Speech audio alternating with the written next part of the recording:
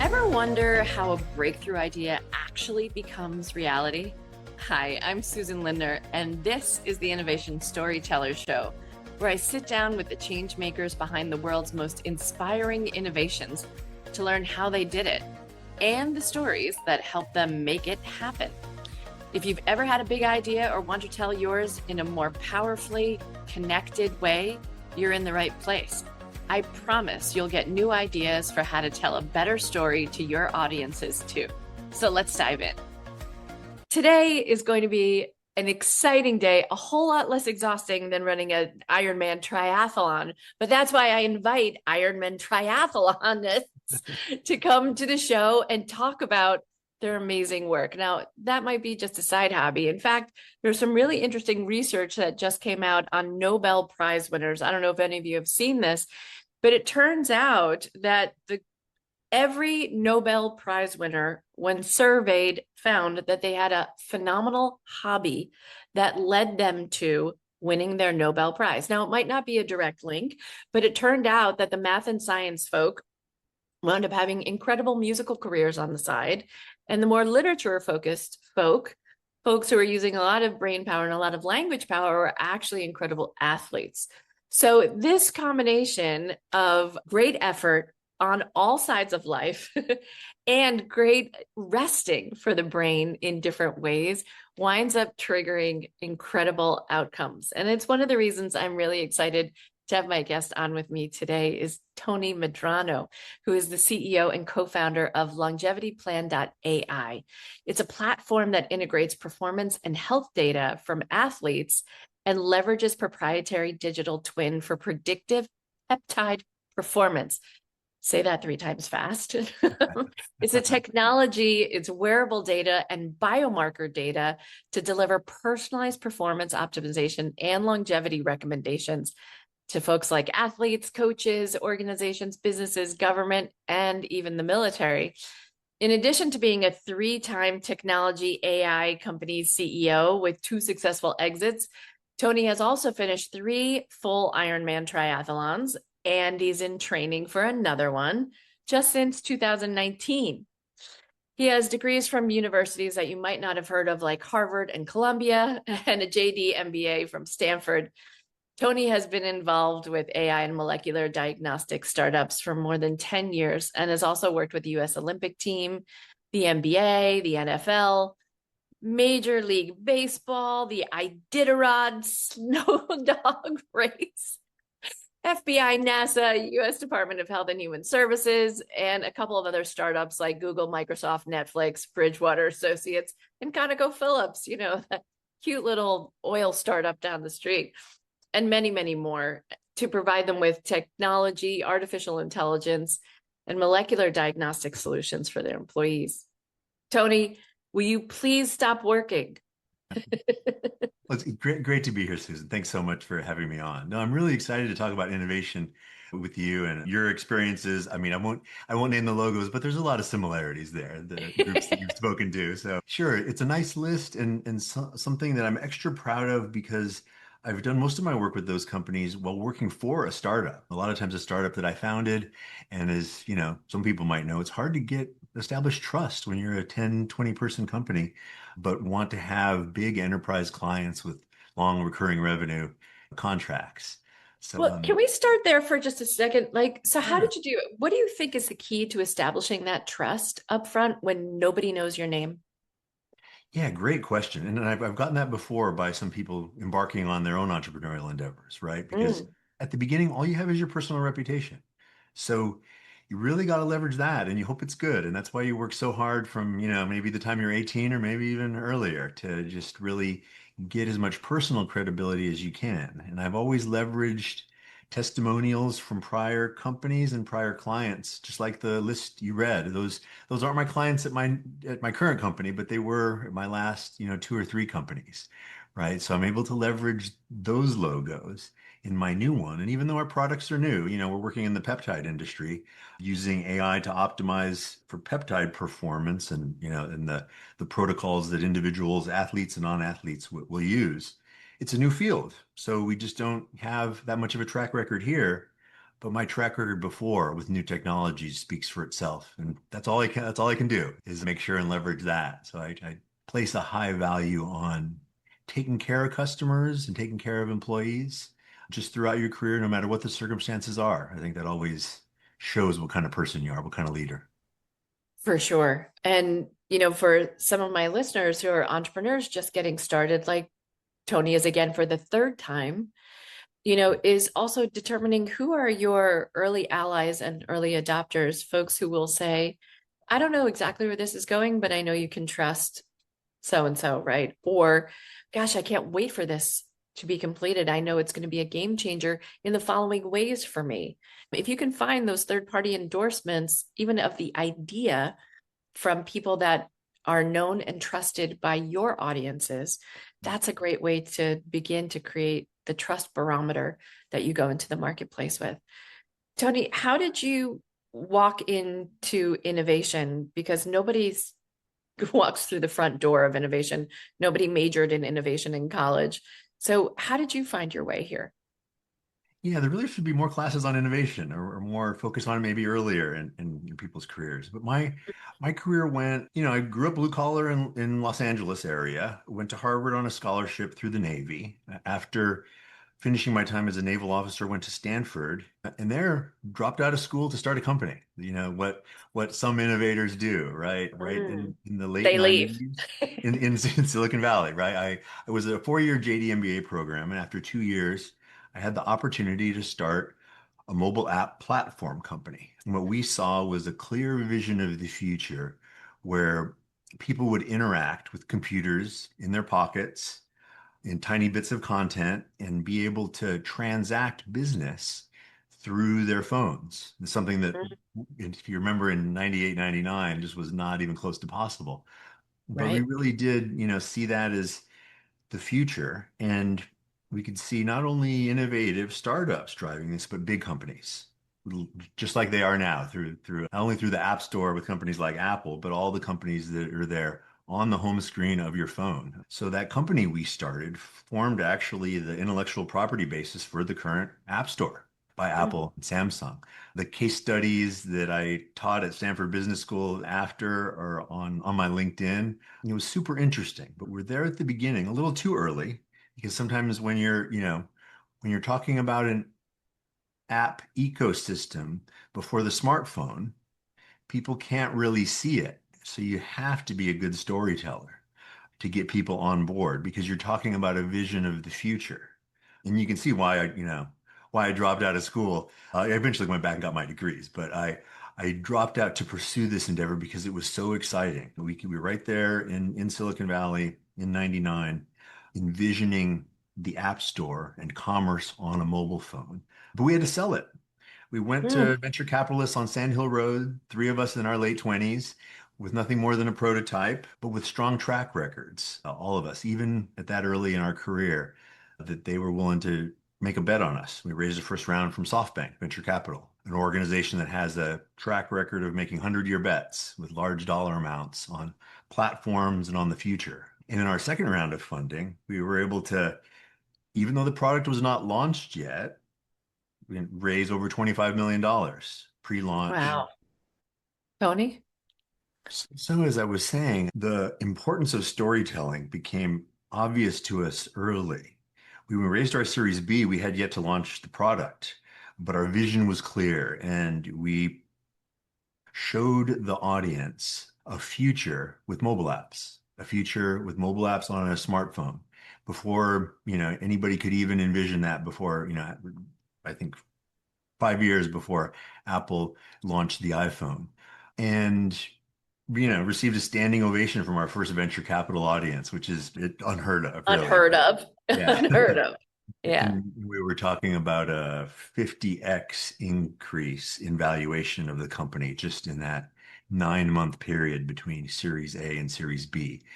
Based Wow. on, obviously the technical chops we had done a good job of execution from engineering and from recruiting and even had some customers signed up. So I had to tell the same story to customers. And these weren't B2C customers, these were enterprises. That was the first challenge the VCs laid on my lap was they said, okay, we believe you, but go and get a business to sign up for it.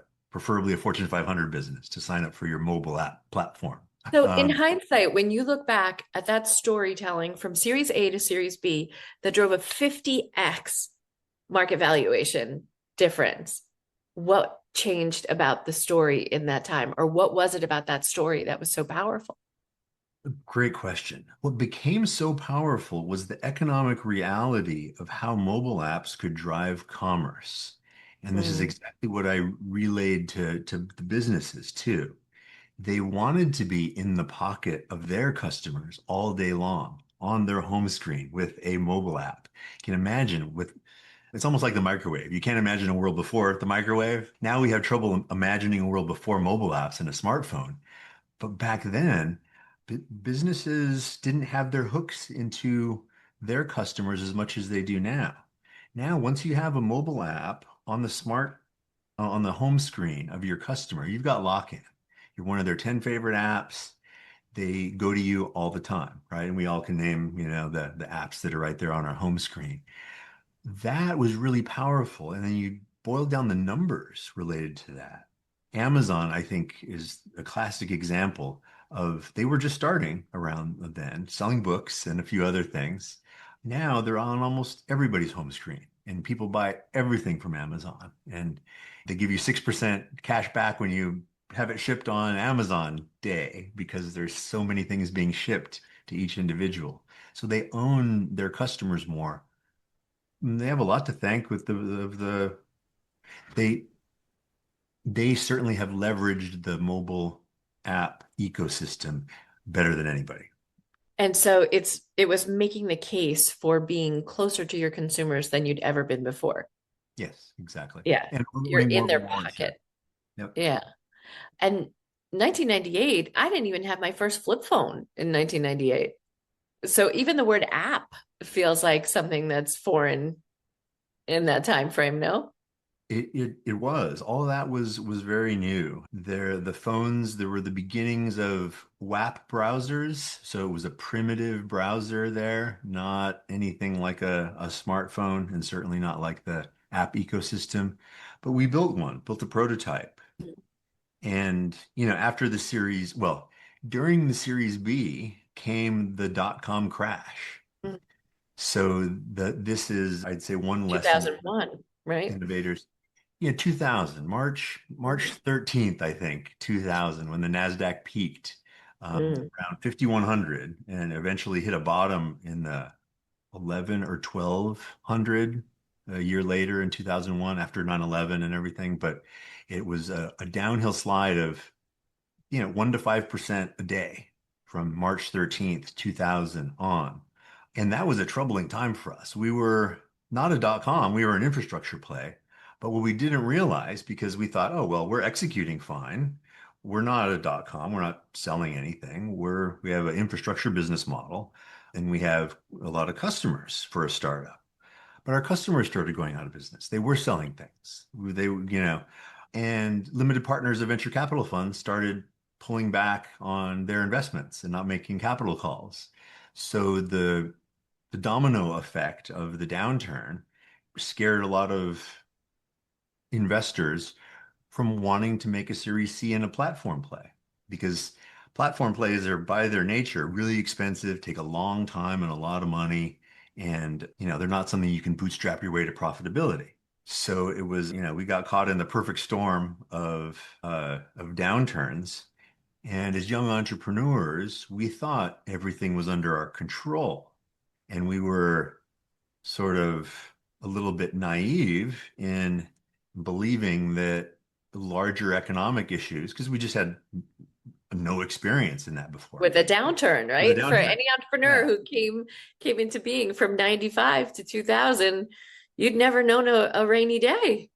Exactly. Exactly. For Yeah. somebody who's 28 years old, you never, now I've been through 2008, the COVID downturn, I'm experienced. I'm always waiting for the You next always pack shock. an umbrella Yeah. now. Right. Exactly, exactly. Mhm. And it's hard. It's hard being an entrepreneur with limited resources. As a corporate innovator, that's one of the advantages you have is usually more staying power, more, long-term vision, and more capital. So you want to lean on that as a corporate innovator, as an entrepreneur in the early stages.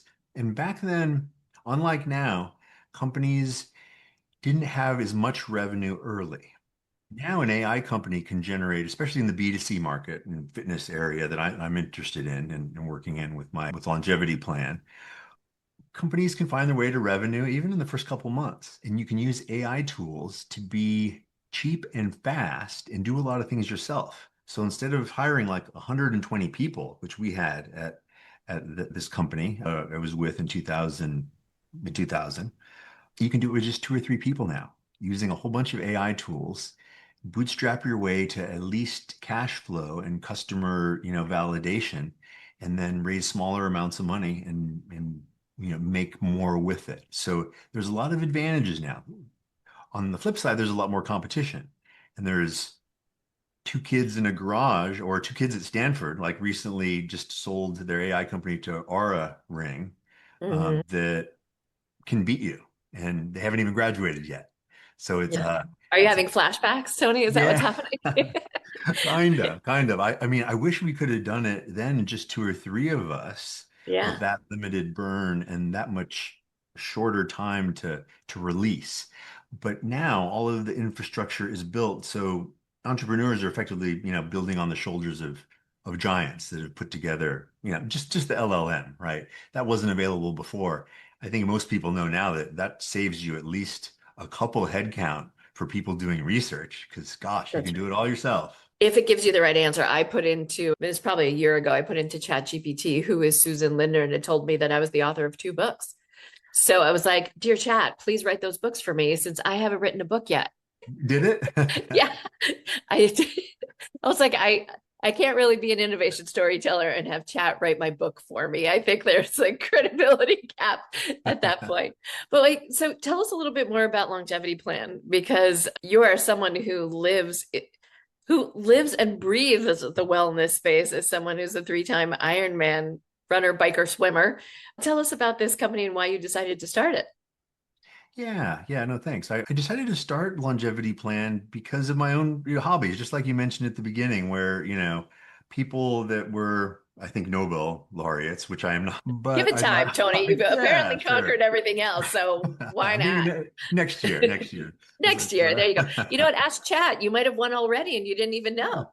Hey, that'd be great. I'll send in an application for sure. But I need to get my science publications up there. But no, I love fitness and I love preventative medicine and health optimization.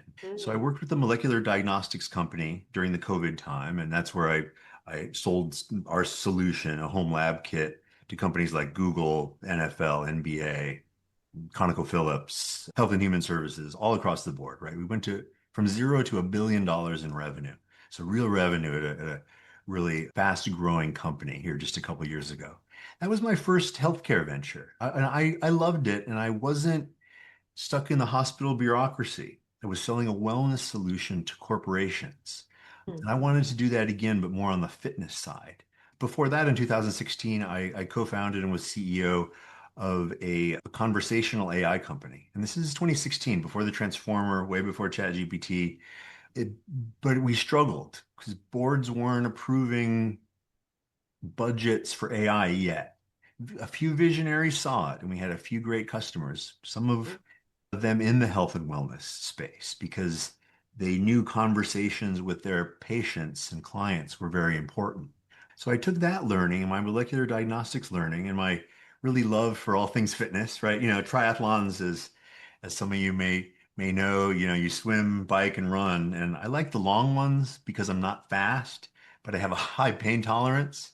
So I've only done the full Ironmans, which are 2.5 mile swim, 112-mile bike, and then you run a full marathon all in the same day. My goal has always been just to finish and be alive, not to do any kind of time or anything like that, because I'm 55 years old and I am broken. I've got a separated shoulder, a torn meniscus from military service, and I'm not light. I'm not a speedy marathon runner.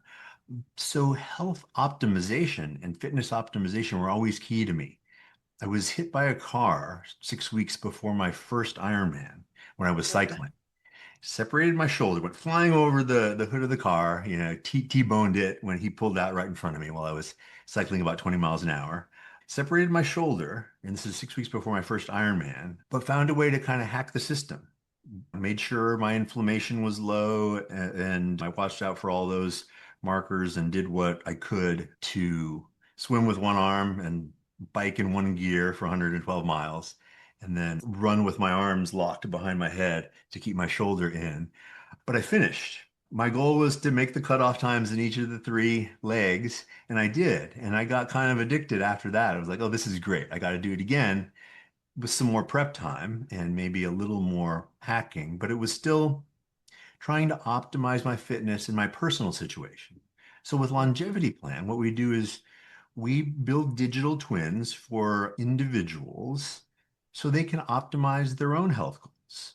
Our first focus is on peptides and peptide therapy because that is something that's super innovative, super geeky from a science perspective, and also really useful. My own story, I mean, I've been on a peptide therapy plan, one of my companies, for 9 weeks now. I've lost 30 pounds as of today. And Wow. back below my race weight, I had re-injured my knee, my left knee, a torn meniscus from military service. And it was just kind of bringing me down. I'm 55. What can you say? Right? So I can only run a couple miles a day, not 15 or 20. But I looked into a couple of the peptide compounds that were developed specifically for injury repair. Tendon, ligaments, muscles. BPC 157 is the one I'm talking about that some people have probably heard about it or used if they've had orthopedic surgery. And in a couple weeks, it healed up, reduced the inflammation, healed up my torn meniscus, and allowed me to do 2, 3, 4 hour workouts a day, which Wait, I hold need on for a to. sec. Tony, tell us a little bit about what peptides are, Yeah. because I don't know that everybody knows, especially those of us who aren't in the wellness space and frankly have more of like a cream puff addiction rather than an Ironman addiction, which could be nobody on this call, but it might be. It Yeah. might be. So peptides are a really broad category of, they're between the size of an amino acid and a protein, and they're a compound that the body makes by itself. So what peptides are is usually an injectable substance derived from something your body already makes that accelerates your body's own production of that particular compound. So and they run the gamut. There's some that help skin regeneration, some that help hair growth, muscle repair, some that help with sleep. Some, like the one I'm talking about, BPC 157, is your body's natural way to repair. In this case, it was derived from gastric juices that are in everybody's gut. But after about age 30, your body starts to produce less of them than before. So the opportunity to recharge to what the levels your body was making in its 20s are there. And in most cases, these peptides have been prescribed by doctors and, in most cases, FDA approved situations for decades. They're just not patentable because they are your body's own, they're produced by your own body, not delivered by big pharma. And they're, I'd say, an alternative form of medicine, or one that folks like orthopedic surgeons or surgeons that treat burn victims have used for repairing tissues in certain Wait, so circumstances. I'm clear. Is this my own peptides would be used on me to treat me, or is there a store of these peptides that one could draw from? They're produced in compound pharmacies. Oh, okay. So it's not your own necessarily, like a maybe a stem cell kind of regeneration. It's much more mass produced, but they are derived from what human body produces. Hmm. So they're relatively natural. They don't impede your body's own mechanisms to produce more. What the peptides do is just encourage your body to go back to producing larger amounts of what it was already producing. Got it. Okay. So it's like a stimulating factor almost. Yeah, and there's about 150 different kinds of peptides now. A few dozen have been FDA approved, and they come with weird names and numbers and address unique things. The most common collagen, for example, is a peptide. We Okay. all know collagen for skincare. Insulin is a peptide. And then GHKCU is the peptide that many women find in their skincare creams. So it's commonly sold over the counter in skincare. But there is an injectable version of that peptide that is, because it's delivered subcutaneously, it is a little more powerful and can help your whole body in skin repair, not just the topical area where the individual puts the cream. And similarly with BP157, which was the peptide derived from gastric juices, it is there to help one's own stomach heal because the environment is very tough. It needs to regenerate tissue in a lot of circumstances related to digestion. So that same mechanism can be used throughout the body to help repair after injury. So these peptides, so Longevity Plan is creating these peptides, or you are creating the platform by which you combine like the health data in order to get Yeah. people what they need. Yeah, we create the platform that creates the opportunity for their peptides to be optimized. So that the peptides are sold from US-based pharmacies and delivered directly to our customers. We have a relationship with a network of providers that are all US-based, all US-based licensed physicians and pharmacies that ship the peptides to our customers. From there, we give the customers a free wearable and a mobile app that they can use.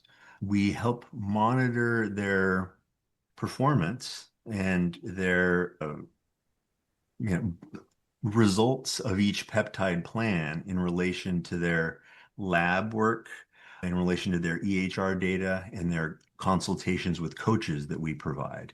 So they can get the Hmm. most out of their peptide therapy according to their goals. And then so we can also discover more things about how to optimize their performance. Because this is a new field, not in that it's been prescribed one to one between doctors and their patients, but there's limited clinical research on the peptides because clinical studies are $500 million for most large compounds, and these are non-patentable in most cases. So there's not the financial incentive for a large company to invest in massive clinical research. So a lot of the research is anecdotal on animal studies or just through certain circumstances where doctors have prescribed it. We want to add to that body of scientific knowledge.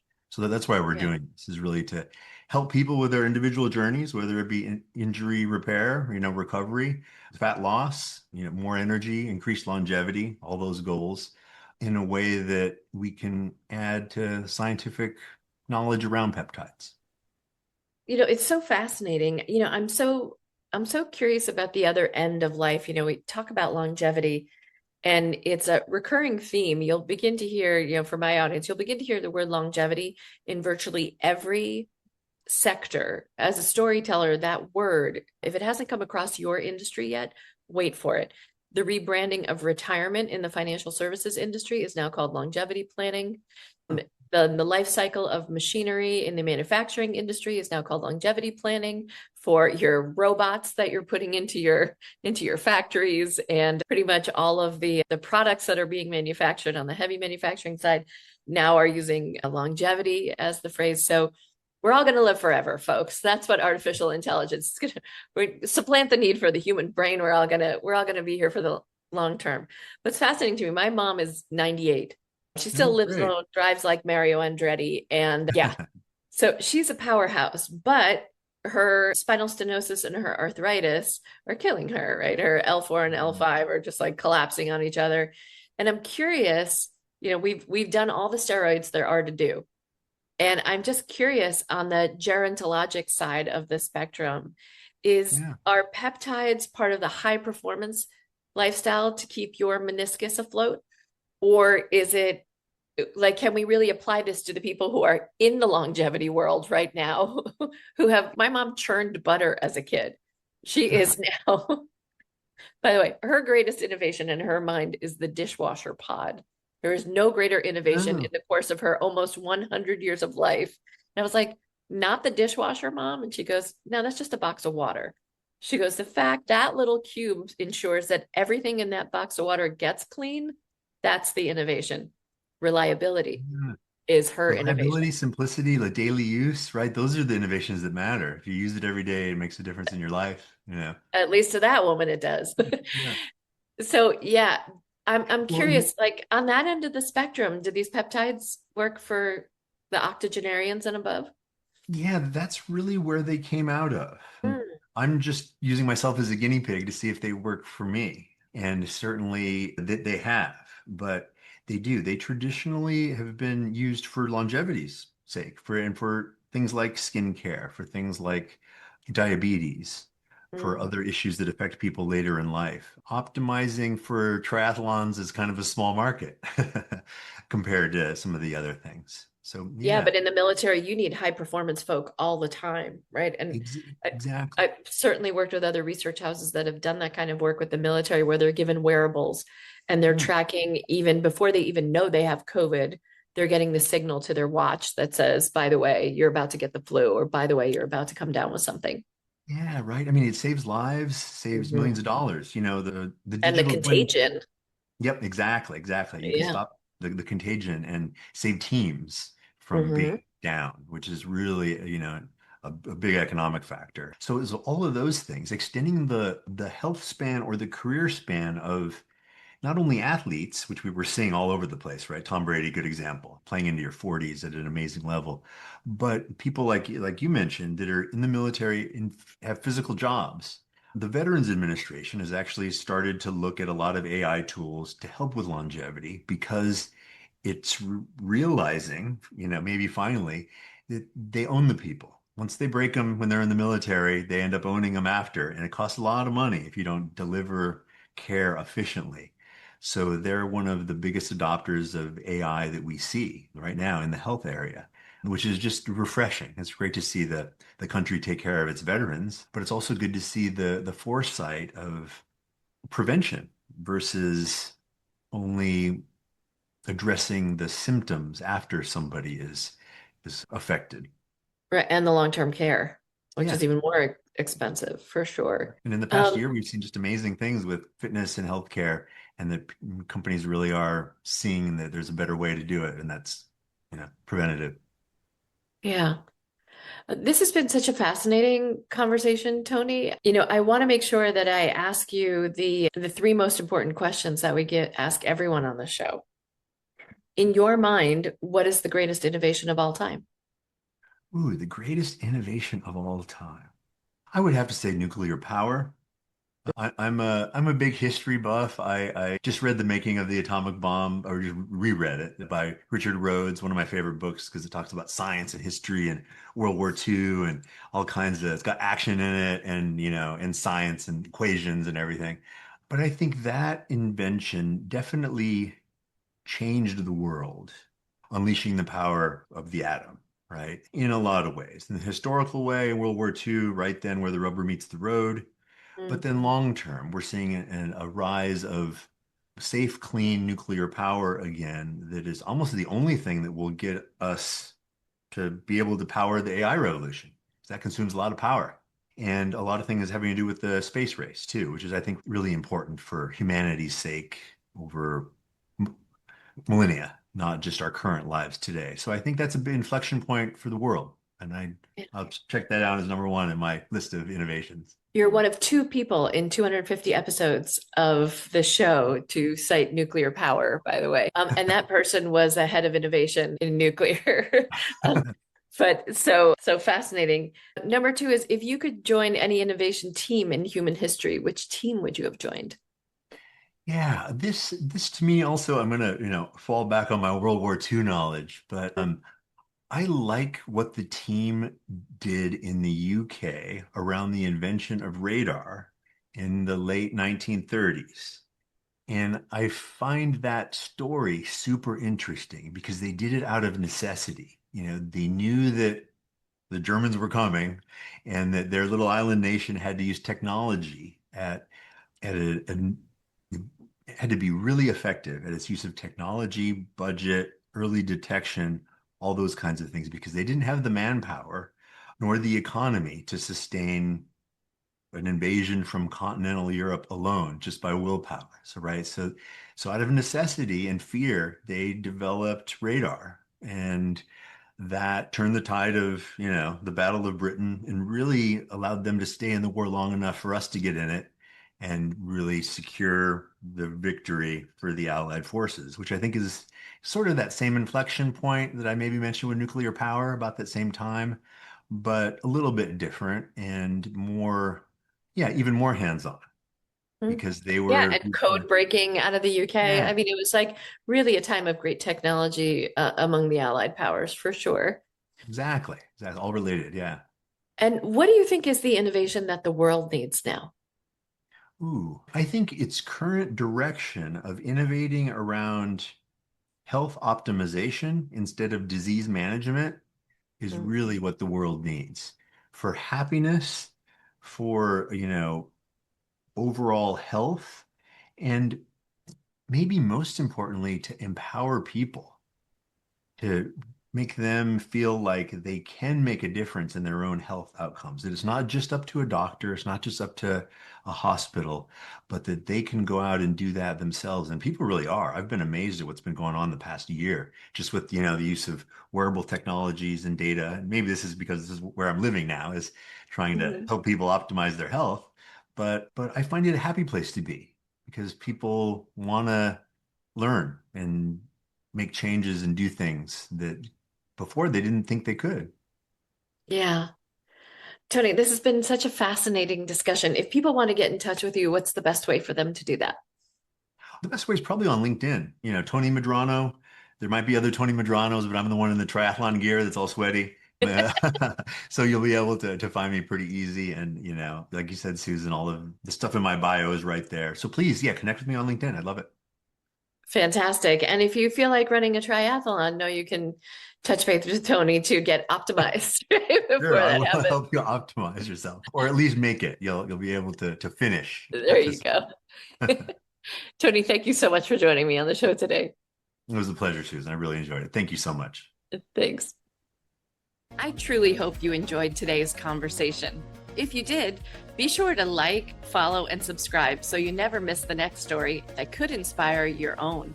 And if you want to learn more about me or how I can help you and your team to become master storytellers to get your big idea to its finish line, head over to innovationstorytellers.com and schedule a call with me.